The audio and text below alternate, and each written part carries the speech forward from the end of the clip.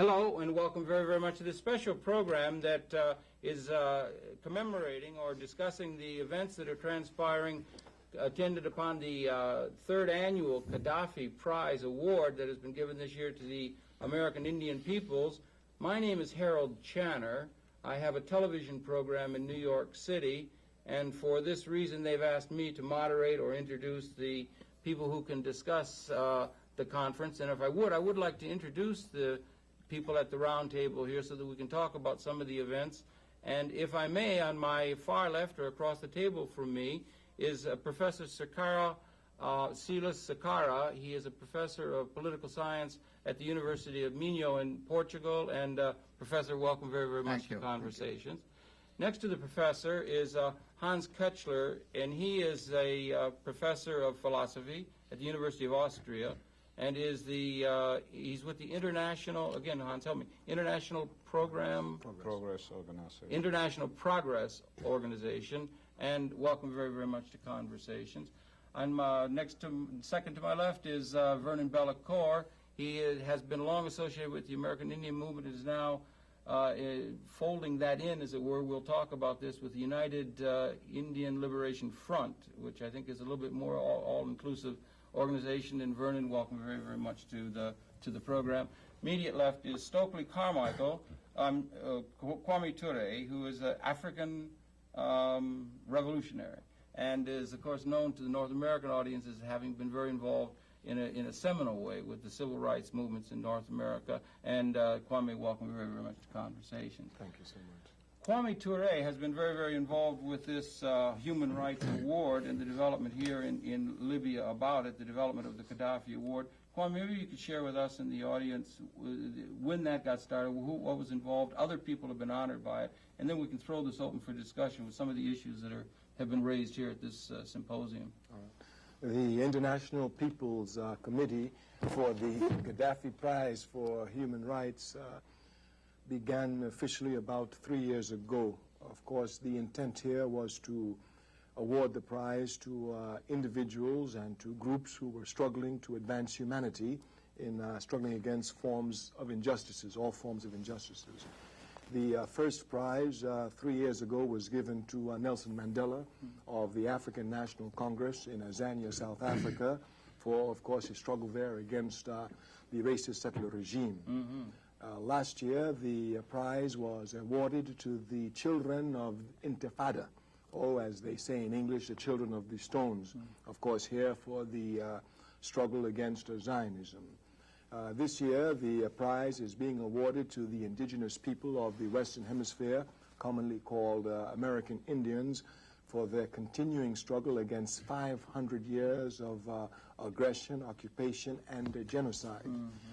The prize is made an international committee, so it's made up of people from all over the world, respected academicians, you have revolutionary activists, lawyers, so it's a mixture of a cross-section of type of people who are aware and conscious of their responsibility to advance humanity using all forms of struggle. Yeah, indeed, it can hardly be more appropriate that this award be awarded to the peoples who have struggled and suffered so for over 500 years. Vernon, you're well aware of that.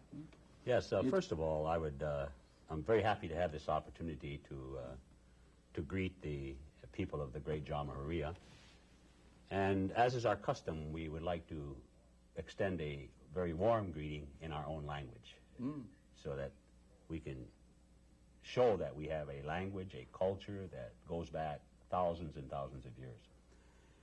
So I will simply say, Buju, Indinawe Magani Dug, Anishinaabe, Jamahuriya, Brother Muammar al-Gaddafi, Wabananini, Indishani Kaz, Shagagi Indo-Dame, Gawa Babi Kanikag, Anishinaabe, and Dana Kiwat. Obviously, in the language of the Anishinaabe, a word in our language that describes us as the people, commonly referred to as the Chippewa by the immigrant colonists who occupied our sacred lands, and Ojibwa by the French, who similarly occupied our territories in what is now called Canada. So we are very honored, of course, to be the recipients of this award for human rights.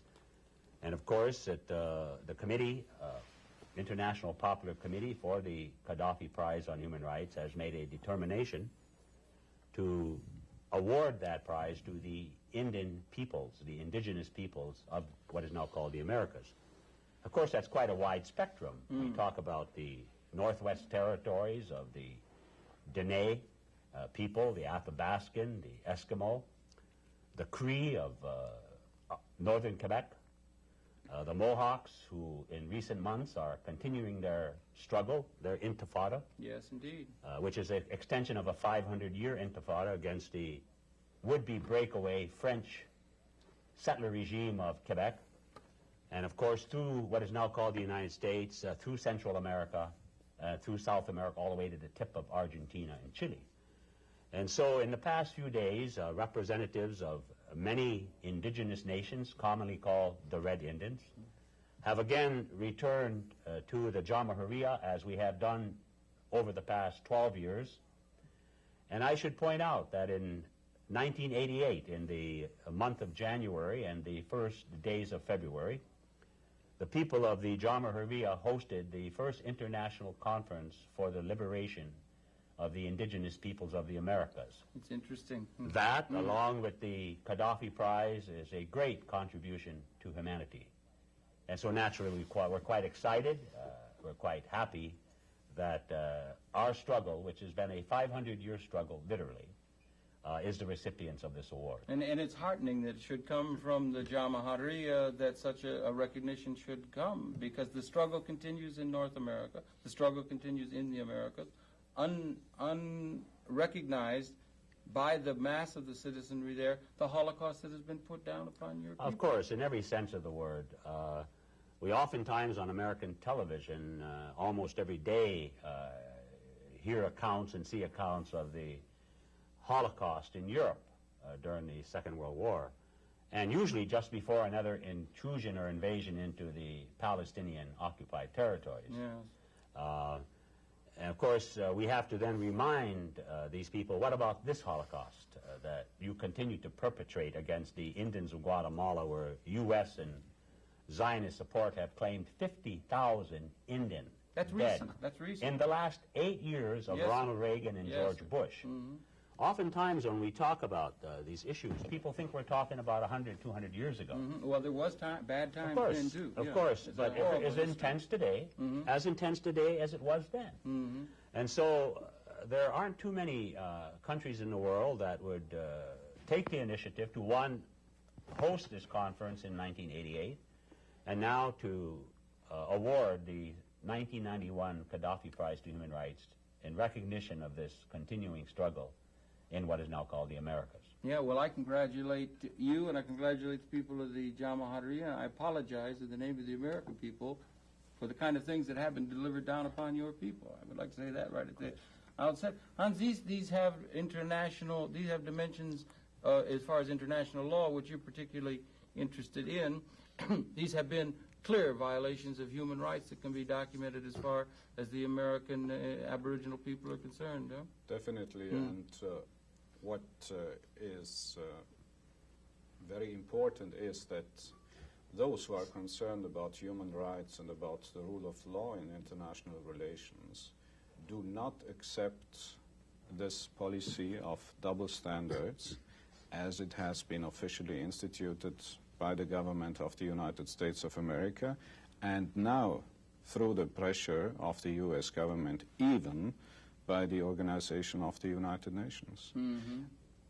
In this time when the East-West conflict is ending or is being terminated, everybody is speaking of a new world order of peace and justice, human rights, democracy, and so on. And that power, the only remaining superpower, the United States of America, is committing new crimes in the name of justice, democracy, and human rights. The U.S. propagates these values vis-à-vis certain regions of the world in order to find a pretext to intervene and to impose its hegemony it neglects these very rights since hundreds of years on its own territory, where it first should enforce them in order to enjoy credibility in any other international initiatives. Right. And therefore, it is now a decision which came at the right time to award the Gaddafi Prize for Human Rights to the indigenous people of America. Yeah, it did come at the time because the questions of international law and this new world order, trying to find a new world order with some element of elemental justice involved with it, is a different proposition than finding a new world order of a hegemonic control by the United States or even imperialist forces on the world is a different proposition. Sure. And international law can serve us in that direction. Yes. International law can be one that can serve not only the powerful and the wealthy, but it must begin to have a sense of serving the less advantaged peoples of the world. And that's why we have to consider a basic reform and amendment of the United Nations Charter. Which you Because are now, involved with. yeah, and what we have seen now in the Gulf, during the Gulf War, this is a very dangerous precedent. Absolutely. Because for the first time, we can say, since the foundation of the United Nations, one superpower, the U.S., succeeded in using the United Nations organization as an instrument for an aggressive policy, in this case against the Arab world. What we have to consider now is to amend the Charter of the United Nations so that there will be also representation on the popular level, not only as we have it now on the governmental and state level. And that would also make possible that envoys of indigenous people, indigenous nations, would have a chance to express their views in the international forum, which now doesn't exist because they are all the hostages of their respective governments, whether the U.S. government or any other government. Yeah, and so many have fallen right in line behind the hegemonic control of the United States. And I wonder, Professor, you're professor of political science, the arm twisting, the bribery in many cases that was utilized by the United States has, in the minds of many, irrevocably changed the nature of the United Nations itself. It was meant to be an instrument to save mankind from the scourge of war. Many have seen it was used as an instrument of war making in the name of American interest in the case of the Gulf. It was a profound change in terms of the political science, the arrangement of political power among the various nations of the world, don't you think? I will not say that this change has been irreversible. I think that there are still potentialities inside the United Nations and inside the peoples of the member states of the United Nations to again put the United Nations on the track, on the right track, again bring the United Nations back to their original mission, as you said, as an instrument for peace and not to cover up and to legitimate, so to say, a war like the one that happened in Gulf. But it is correct to say that the whole functioning and the political substance of the United Nations were now deeply, profoundly affected, you see, by even in violation of a number of articles and of Chapter 7 of the Charter, also violation of the spirit and even of the letter, because the use of military forces from a number of member countries, you see, was supposed to be controlled by general staff under control of the Security Council, and nothing of that happened. What happened? Actually, it was that the control was exerted by one power, that is by the United States. Yeah.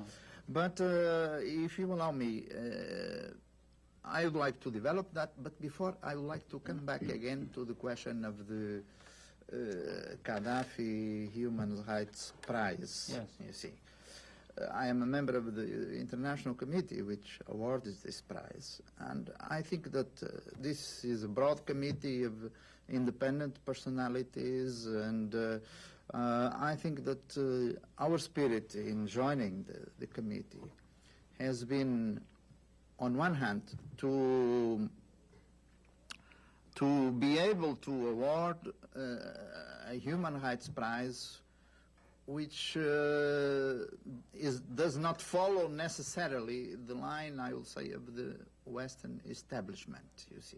There are a number, There are a number of prizes which are quite respectable, I mean, including sometimes, not always, the Nobel Prize. It has sometimes been given to war makers.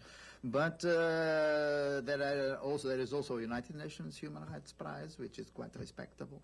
But our purpose here has been to recognize and distinguish struggles, just struggles, human struggles for human rights, which have been abandoned or neglected or ignored by the media and by the establishment.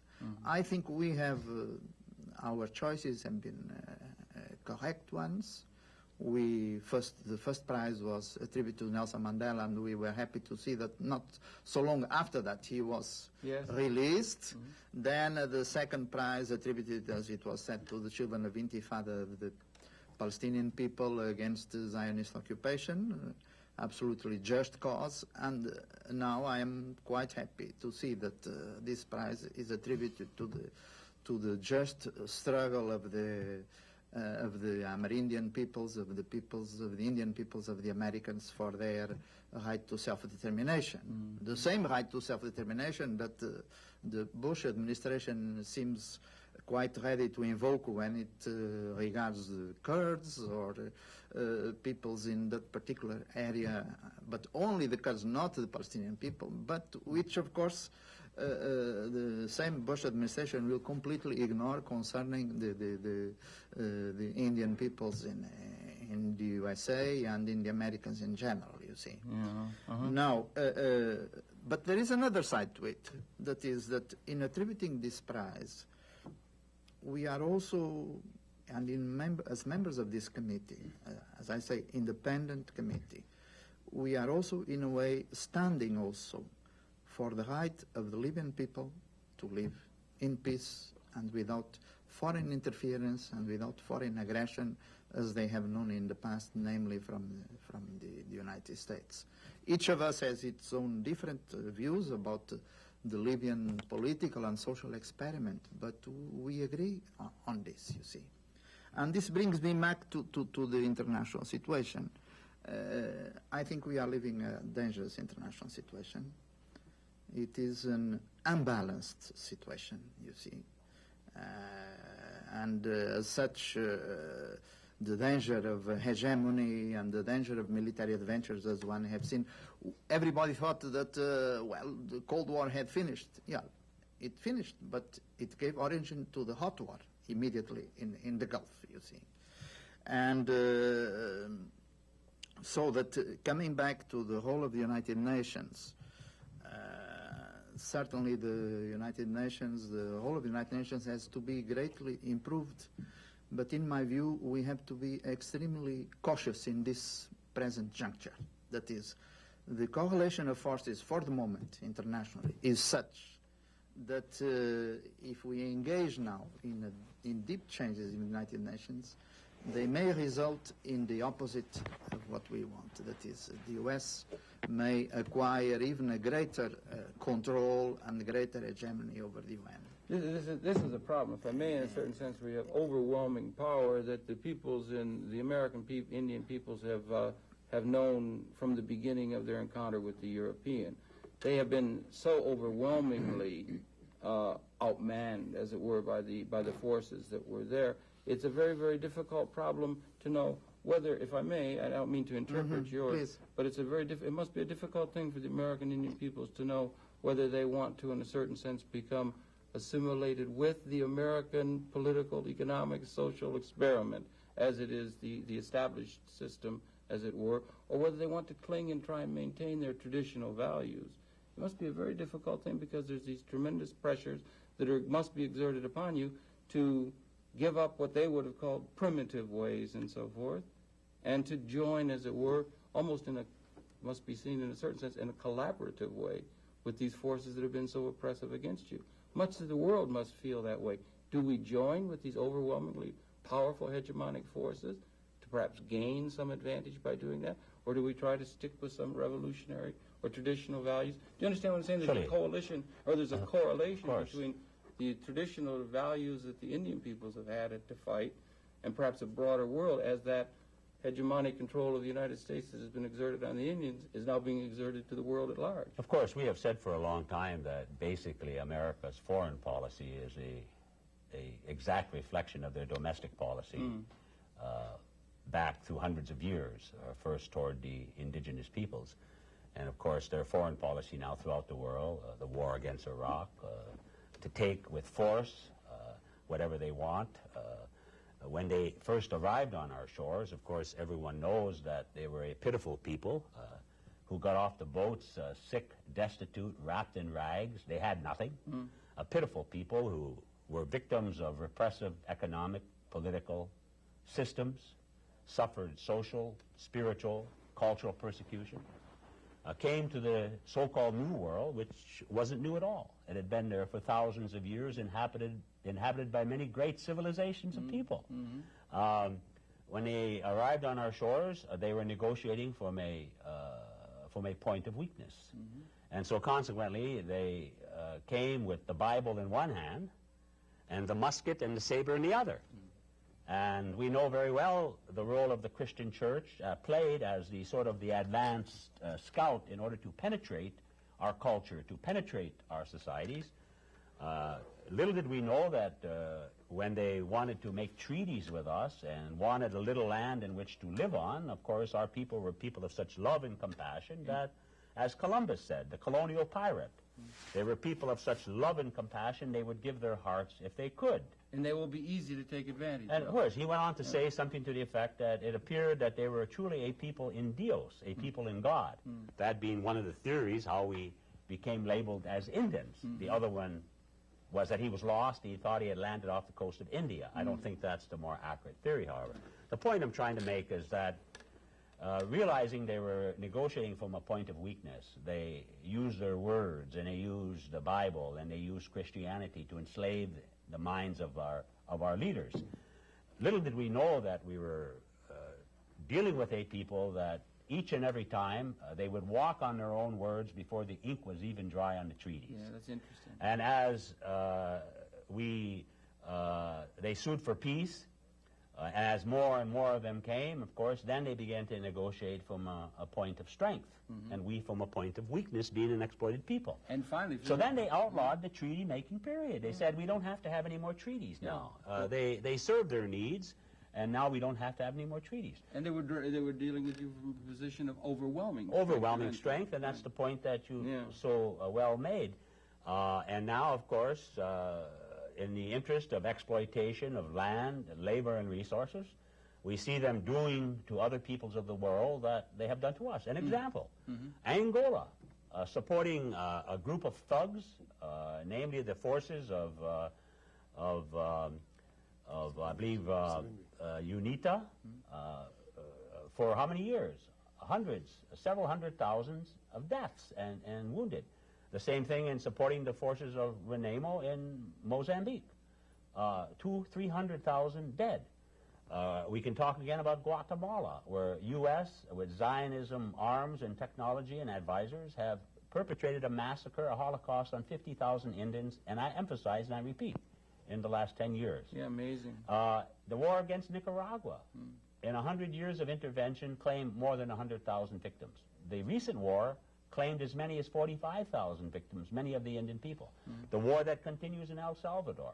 Now, under the guise of fighting drugs, before the pretext was to fight communism. Yes. But now with the changes, the global changes in the Soviet bloc, in the Soviet alliance, they can't use the excuse of fighting communism. So now it's the war on drugs, to do the same thing to the Indians of Colombia, Peru, Bolivia, and so it goes on. And I mean, and it is a thing that goes on, as you say. It's a thing that your people in North America, particularly, and your people that had, it might be well worth stressing that they were greeting a European culture based on laws of private property and certain ontologies and views of the world, whereas your people had a very, very different empathetic feeling toward the world around them. It might be worth saying, I don't know, the word ecology is beginning now to be used, but it was one that if the resources weren't utilized in a materialistic sense by the European consciousness, it was a waste, and they had no sense of empathy for the environment, whereas the American Indian peoples did.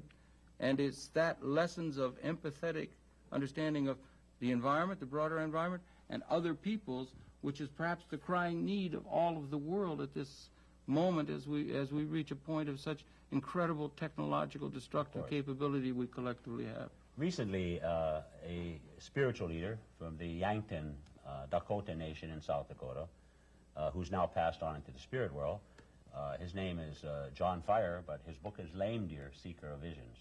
And in it he says that the earth is our mother, and we cannot harm her in any way without harming ourselves. I think that exemplifies the fact that we never thought we could own the land. Certainly we were the caretakers of the land, but we couldn't own it. It was not to be desecrated. To desecrate the land was to desecrate your own environment. And of course, we still carry those traditions. Yes, indeed. Yes, and, indeed. So we see this exploitation of the environment, the terrible destruction of the environment. In the name of progress and civilization. Well, that's taking place in Kuwait right now. Oh, really? With the U.S. war against Iraq. Not to mention the continued desecration of the rainforest. The Indian people are being eradicated, literally, in the Amazonian basin in order for the multinational corporations to exploit the gold and the labor resources in those regions. And so the destruction of our environment continues. And of course we are very concerned about that. Now there are those that will say, well, the Indian people are the first environmentalists, let them clean it up. Well, to that we say we will certainly assist, but basically these people have to turn around in their insane desire to exploit Mother Earth and the environment at any cost. I think it's that what I was trying to say, no? Kwame, as you picked this up too, in a sense, is that we have to learn, that those of you among the American Indian peoples who held to the tradition of your forefathers that revered the earth, revered these well, let's just use a common modern term, ecological concern for the broader environment, you did that at a heavy price. You could have gone to the major institutions and joined the United States, but you kept your traditional revolutionary or your traditional values, and it's now from the lessons of your forefathers, which were derided and called primitive and called backward, which were really, in a sense, had the wisdom that we now all must begin to learn from. This great, powerful country, the United States, must begin to learn from the values of your forefathers, which we called primitive. Do you understand? Well, Harold, I think that what we have to, first of all, look at the whole concept of civilization and what does that mean. Yeah. Robert Jolin, in his book La Blanche Paix, The White Peace, Robert Jolin is a very prominent anthropologist on the faculty of the university in Paris. He writes of this, of civilization. In our concept of indigenous people, civilization means our relationship to one another as the human family, and to all life. It's like a triangle, and to Mother Earth. You know, what they came upon our shores and they said we were uncivilized and they were civilized. And they always seem to have it twisted around. Yes. The whole concept that carry that forward today, whoever they don't agree with or can't subjugate in the world are terrorists. Yes. And so that same kind of mindset, and it's almost like a major contradiction. So, you know, that's a point that I want to make. What is civilization? I mean, we've seen these people come across our shores and completely, in our opinion, are totally uncivilized people. Literally coming out of the so-called dark ages of mankind. And of course, this is what we're dealing with today.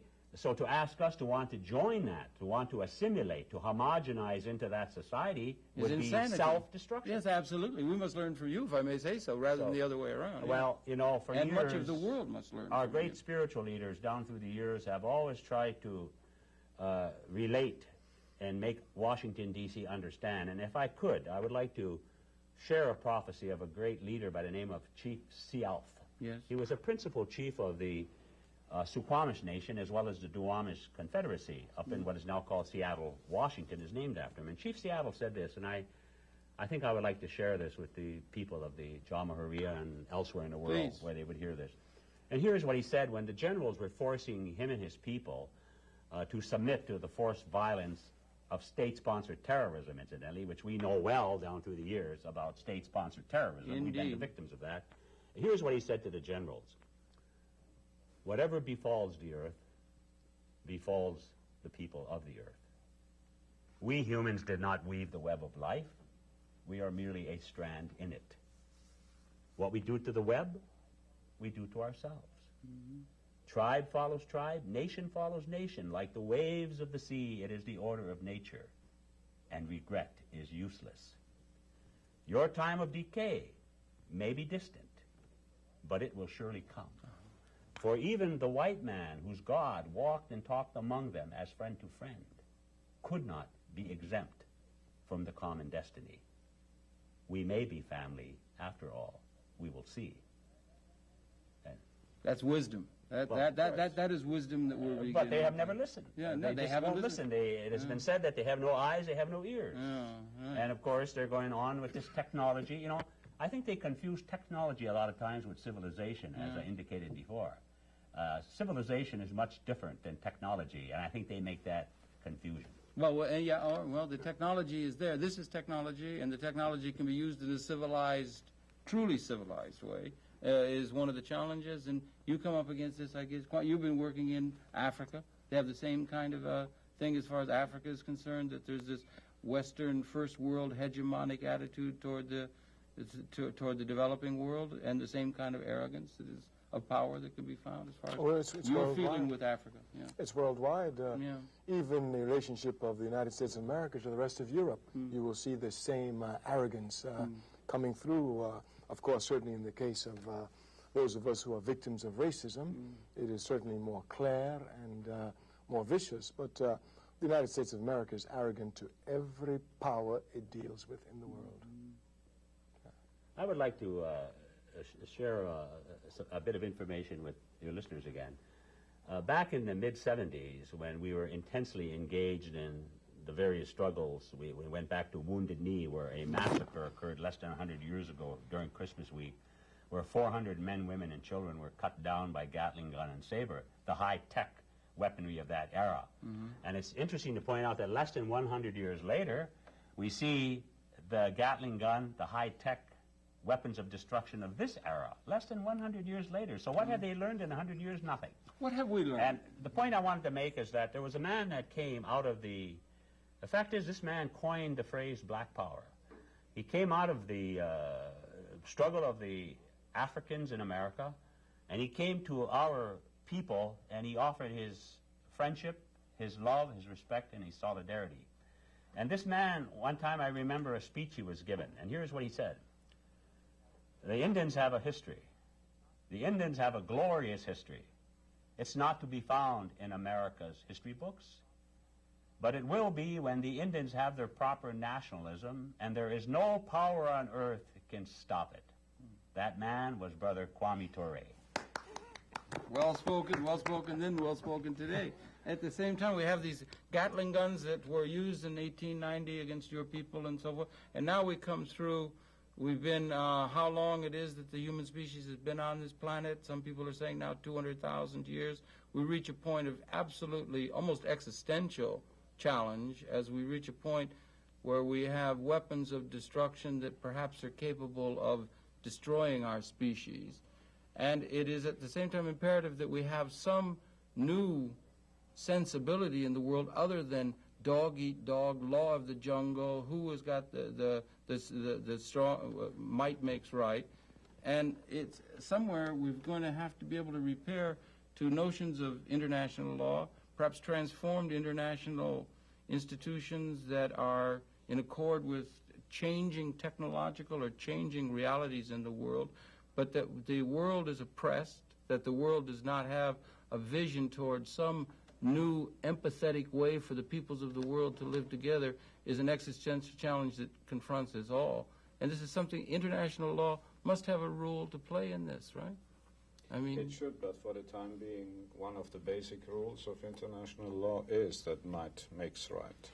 Otherwise, there would not be such a provision as the veto In the United Nations. procedures of the Security Council of the United Nations, and that is the body which has executive power. It is not the General Assembly, it is the Security Council. And there, the victorious powers of 1945 still have such a privileged position.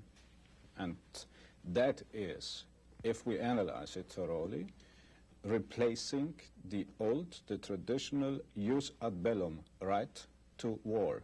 That has officially been abandoned, but it is being compensated. The superpowers are being compensated for that loss through that veto privilege in the Security Council. But I wanted to add something as a philosopher, particularly as the philosophy of culture is concerned, as our Indian friend has spoken about it.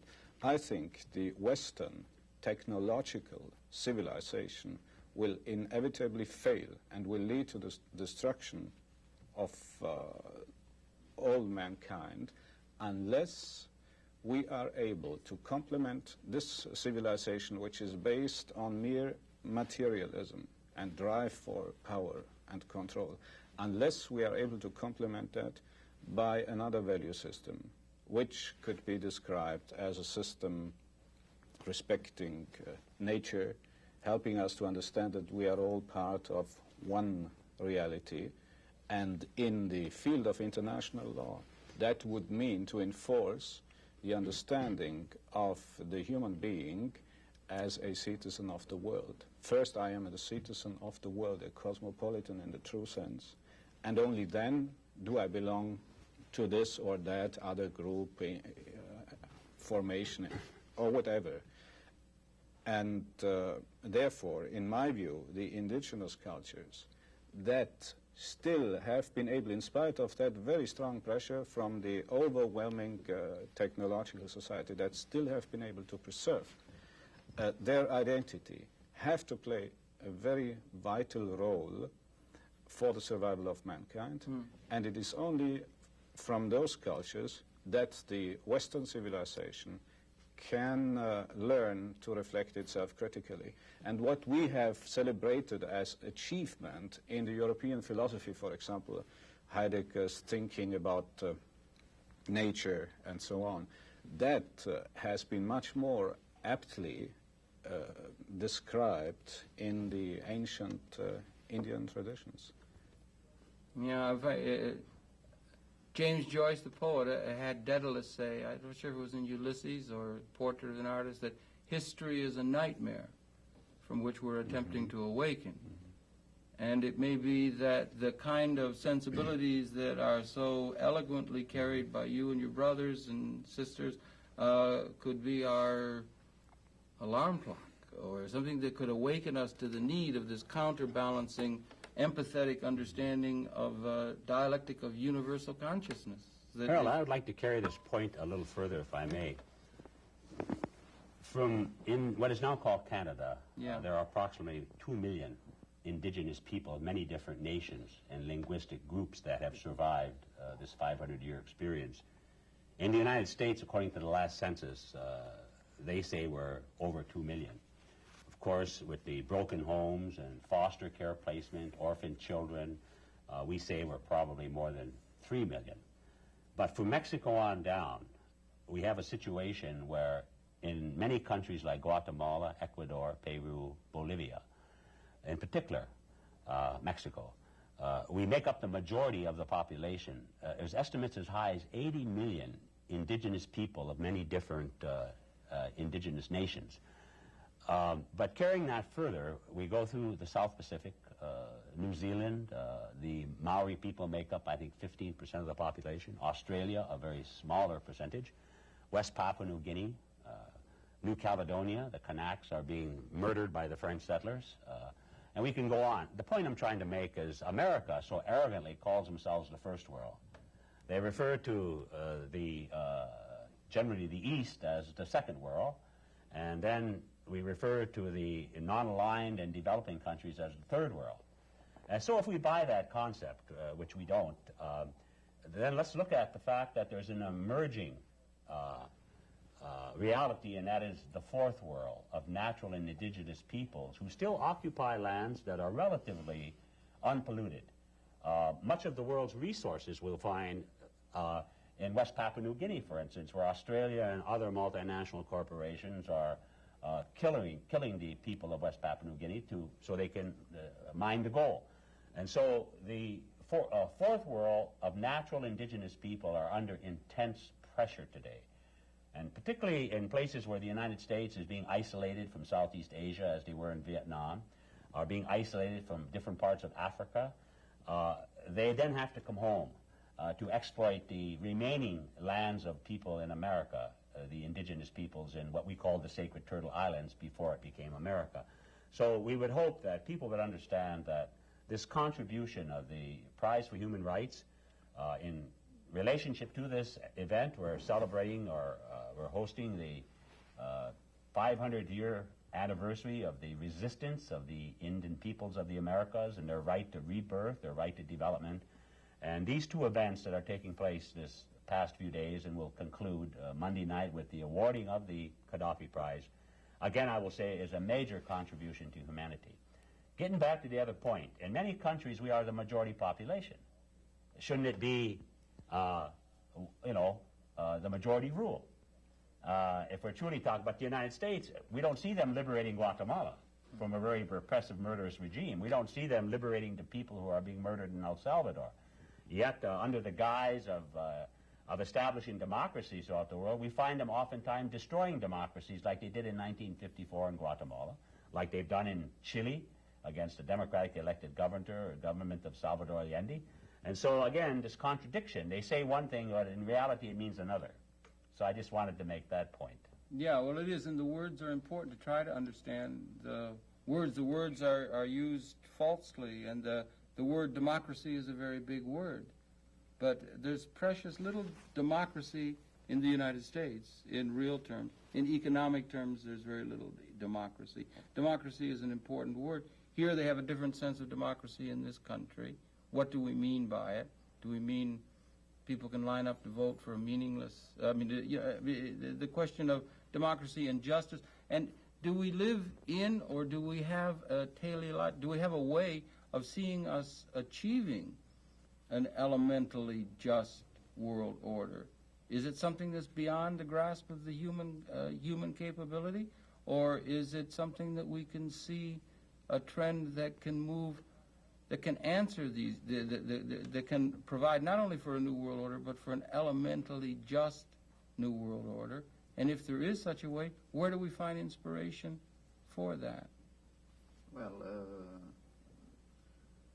if I may. Yes, join please the discussion. First, concerning democracy and human rights, I will say that our approach in the Human Rights Committee for the Gaddafi Prize has been to consider the struggle for civil, political, individual rights as inseparable, as not being dissociated from the aspirations and the struggles for social, economic rights, cultural rights, national rights, and self-determination. Mm-hmm. That is, I see the approach to democracy in the contemporary world as being simultaneously political democracy, social, economic, cultural democracy, and democracy for each people to determine their way towards development. The Libyan experiment from that viewpoint is valid. It may have its shortcomings. It certainly has its own successes. For the last 20 years or so, this country has made great progress. And by the way, without rejecting modern technology, on the contrary. Yeah, we cannot. And bringing education to the people, but keeping a balance between participation in international economy and national independence and self-determination, and also a balance in technological development and also with preoccupations with environment and so on. Concerning the new so-called new international order, I think that what has been coming up now is not a new international order, is rather old order, you see, of hegemony of an empire, you see. But previously to that, in the years 60 and 70, there were developing elements inside the United Nations system. And thanks to the struggles of the peoples, you know that the United Nations Human Rights Charter of 1948 does not mention the right to self-determination. No, I didn't realize. Yeah, it comes afterwards. And it comes afterwards because before that the peoples started exerting their right to self-determination. And then it became embodied in international legal instruments, you see. But then there were also the struggles for the new international economic order. That is, there were quite a number of elements which were being built into the United Nations system, and now there is now a sort of a temporary setback, a temporary drawback, you see. But I will say this, even not only for the Libyan audience, but if you think of showing this roundtable in the U.S., can the American people now, speaking of the American people, because there is an American people, can the American people be interested in this present unbalance, in this present hegemony of U.S.? I don't think they can, because it brings insecurity, you see. You can already, if you look at the international scene, you can see for the next 20 years or so, unless there are deep democratic changes, you can see the dangers of economic, political, and one never knows what, competition between different poles of domination in the world, such as the US, but also as Germany in Central Europe or Japan in the Pacific, you see. So that actually it is in the best interest of all countries to achieve a democratic international order together with a democratic internal order. Yes, indeed. Yeah. There is the need for a combination of the two. I am not pessimistic about the prospects, and including about the effects of the third scientific and technological revolution, which we are undergoing now. But what it shows is that the old social system, in which a very tiny minority of transnationals like now could entirely control this process and the benefits of this process, which is a product, after all, of the work of millions of men and women.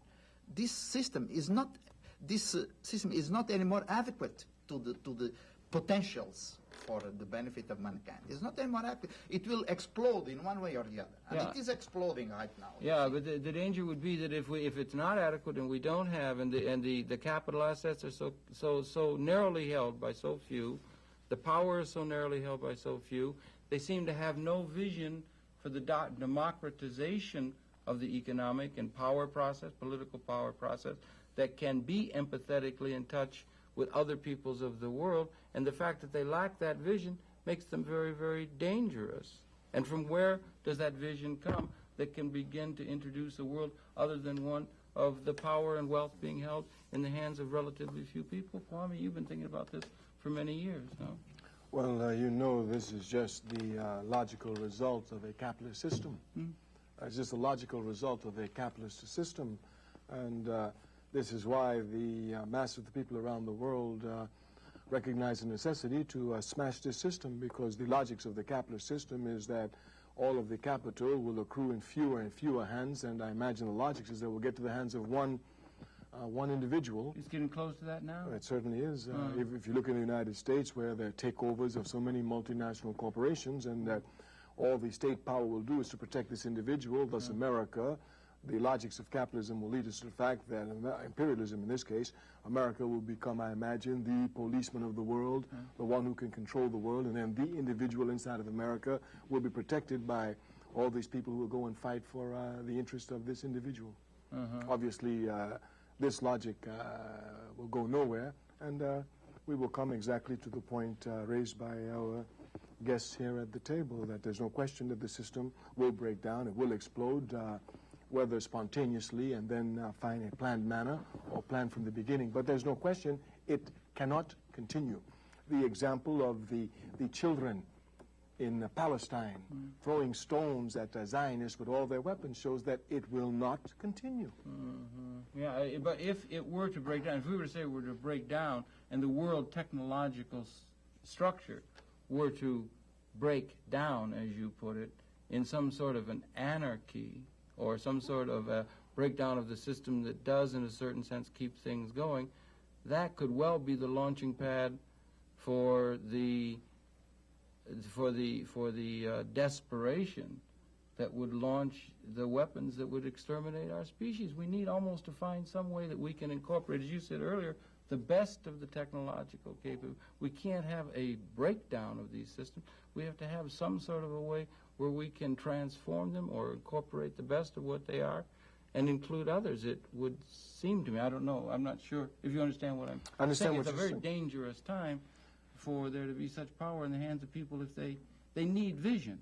They need vision. The American people and the leadership that might become answerable to the American people, let's say in this case, need vision that can allow them to become empathetically involved in the interests not only of the people that would serve, the less advantaged people, but in their own interest they need it. But I think that, you know, we may get carried away by American propaganda here. Technology in the first instance is universal. Yeah. It doesn't just belong. And even if you look at America today, sometimes even on their television, when they're explaining technological developments, they're not Americans who are speaking. They're immigrants from outside of America who are making, sometimes Indians from India, Pakistanis, even Africans. For example, during this last Gulf carnage here, if you look at the Israelis, they were wearing gas masks. Those gas masks were invented by an African inside of America. So the technology doesn't just belong to, it's just that they have, because of their wealth and power, collected that technology, and because some people from outside of America who are irresponsible to humanity and seek only dollars, they will sell their brains and anything else for the money. They all collect themselves there, but anything America can develop, any other human nation can develop. Technology does not belong just to any one nation or even to any one race. It's universal concepts belonging to all men and all women. It's just a question of power concentration that makes it appear as if America is the technological power. Even the competition it gets from Japan demonstrates that today. Oh, there's no doubt about that. The Japanese, Paul Kennedy's theory of the fact that it's moving over to Japan, the technological leadership, but the political power is in the United States. That's the problem. So that's why the question is to break that political power. That has nothing to do with the technology. As we say, technology belongs to the entire world. Well, but you were speaking before, Hans, about the fact that there is this need for an empathetic other side to the technological advance, the materialistic advance of the capitalistic world. That there needs to be, I don't know if you use the terms empathetic, but some sort of an understanding of a way of moderating that kind of the world.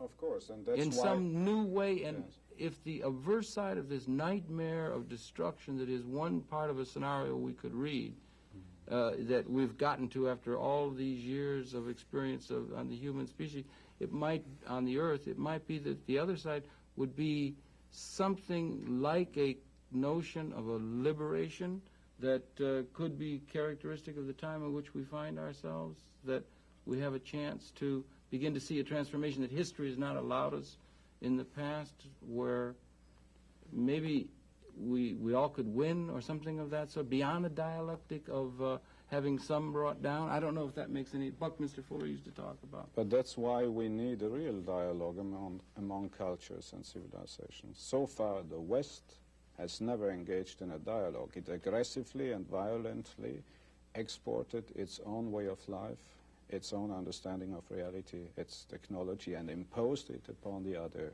peoples. But what is needed now is that the West has to listen to the other cultures, and only then will we create or generate this critical self-understanding, which then may create these new attitudes, which are being formulated by some of the philosophers even in Europe. But for that, we need the dialogue with the indigenous cultures, for example. And that's what this symposium, in a certain sense, the symposium has been about. And I just, we have to come to a close on this. It's altogether brief. We could talk at great length. But again, I'd just like to just say we're talking to you from the symposium being held in Tripoli to commemorate the awarding of the third Gaddafi Prize to the American Indian peoples. And it's been your pleasure to have the perceptions of Kwame Toure, African revolutionary, on my immediate left. My second to my left is Vernon Bellecourt. He's with the United Indian Liberation Front which was formed right here in Tripoli in 1988. All right, and then Hans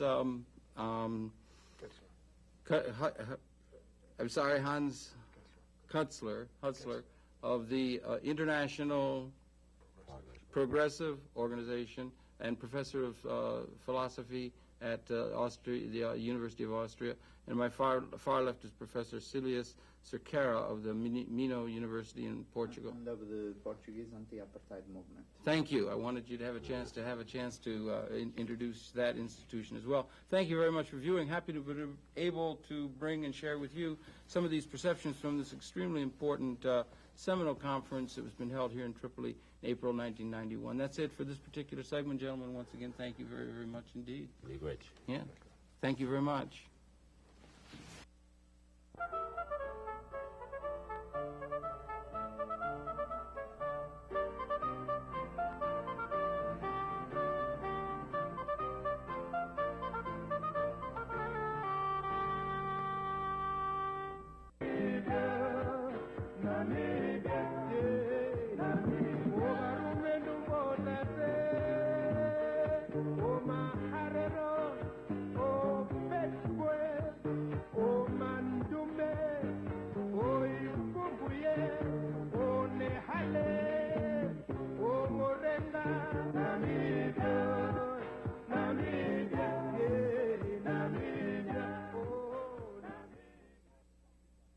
The Universal Declaration of Human Rights, adopted by the United Nations 40 years ago, may not be a legally binding document.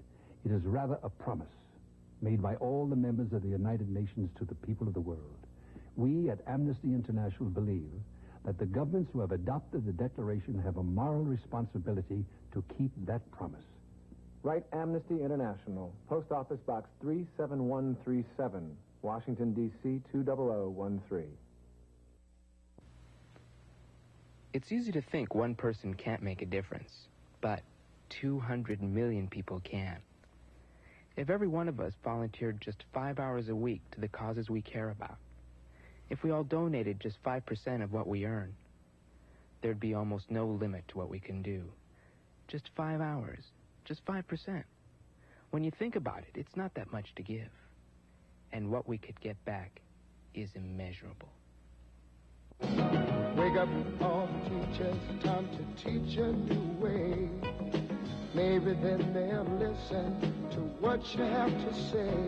The power of teaching. The world won't get no better if we're just... The power to wake up young minds. The power to wake up the world. Teachers have that power. Reach for the power. Teach. We're recruiting young teachers. Call 1-800-45-TEACH.